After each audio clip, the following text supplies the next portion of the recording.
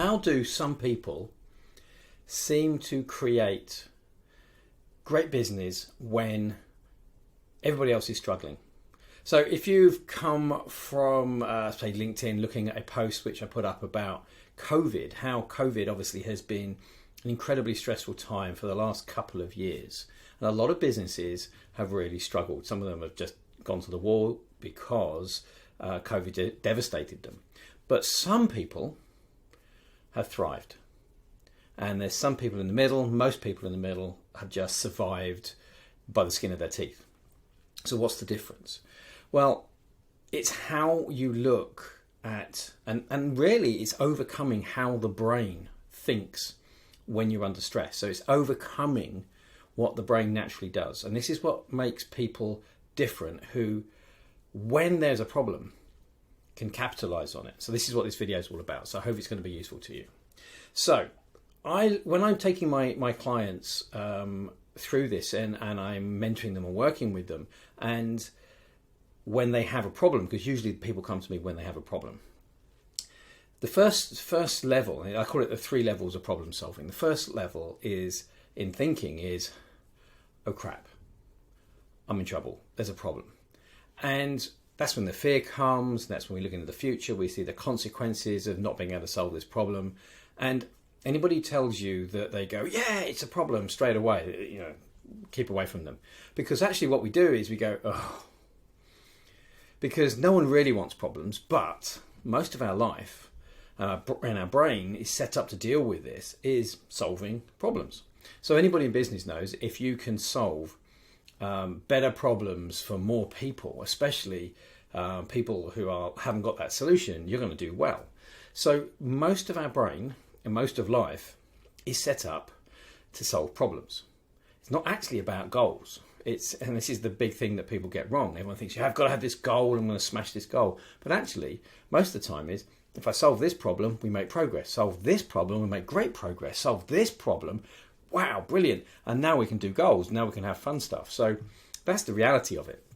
So we have to go through 2 stages when we've got a severe problem. And the first one is the stage.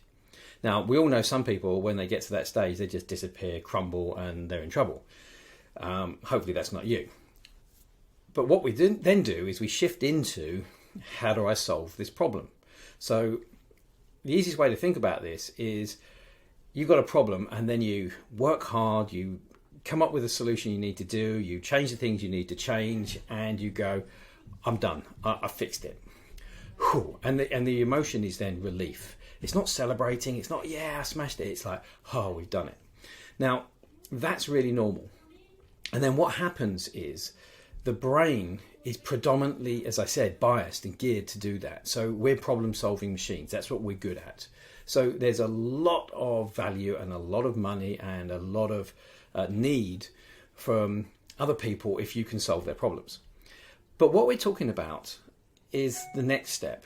The next step is the ability to see opportunities. So when I'm working with my clients, we go through the process of, they say, I've got this problem. And then we look at why they haven't solved it already.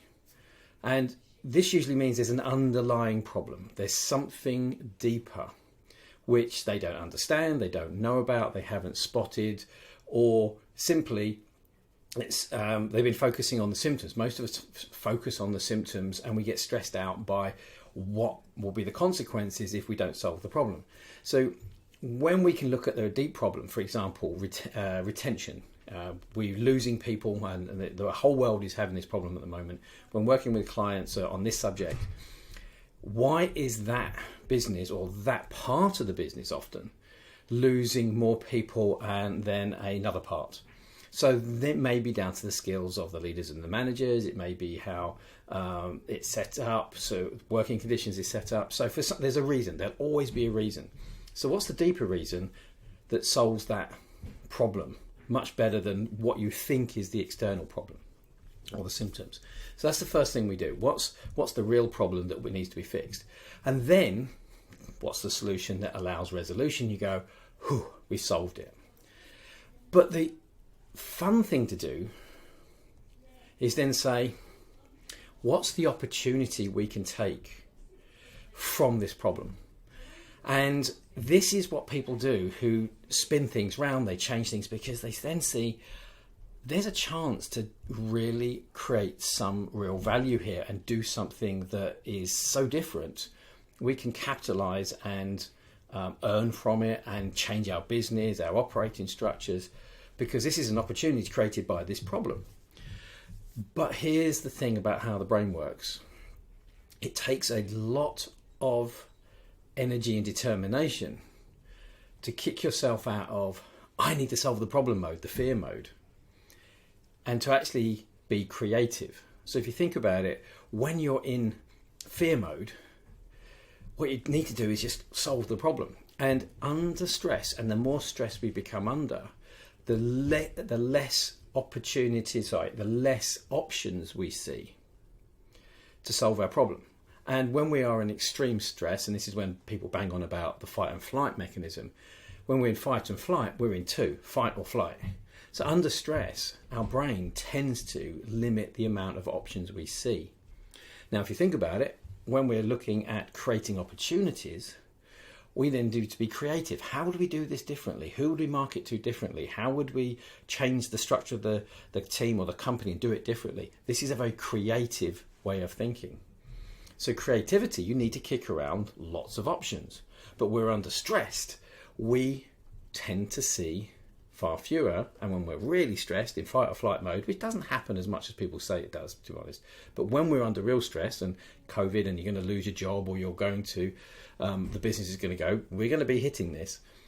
We tend to see only one or two. And they usually are not the best options. So this is why we often, under a lot of stress, make bad choices or snap decisions, trying to save our lives or save the business or save our jobs or save our money.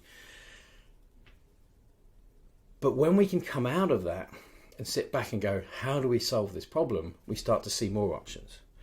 But to flip it into being really creative, bounce ideas around, come up with solutions, which you have never done before. So that's stressful, that's fearful, that could go wrong, it could not work. Our brain will go back to, let's just solving the problem. So it's a skill set. It's like anything else in business. It's a skill set that can be learned, and this is what we do with our clients, which can be also then be developed, you get better at. Now, we all know the people who are really good at it, because when everybody else in their industry is in severe trouble, they're thinking so differently that they're creating opportunities and absolutely smashing it when everybody else is saying, we're sunk, there's nothing we can do. So that's when people are saying there's nothing we can do, and sometimes the businesses fold or they just scrape through.